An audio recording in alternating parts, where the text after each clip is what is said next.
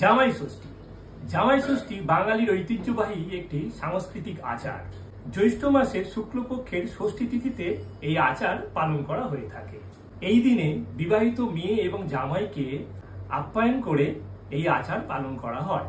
এইভাবে ষষ্ঠী পুজোর লৌকিক প্রথায় বাঙালিদের জামাই ষষ্ঠী হিসাবে পালন হয়ে আসছে।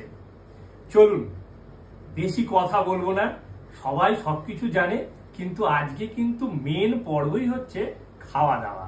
এই হলো খাওয়া দাওয়া। এখন জামাইকে এই খেয়ে শেষ করতে হবে, এরপর আবার লাঞ্চ আছে। তো শুরু করি। আগে ফোঁটাটা নিয়ে নিই শাশুড়ি মায়ের কাছ থেকে। আপনারাও সঙ্গে থাকুন, কিন্তু ভাগ কাউকে দেব না। এই অনুষ্ঠানটা কিন্তু একান্তই জামাইদের অনুষ্ঠান, সুতরাং ভাগ চাইয়া লজ্জা দিবেন না। ষষ্ঠীর ফোঁটা পর্ব কমপ্লিট, এবার খাবার পর্ব। প্রথমেই হচ্ছে জামাই ষষ্ঠী। শুরু করি। হ্যাপি জামাই ষষ্ঠী সকলকে। নমস্কার।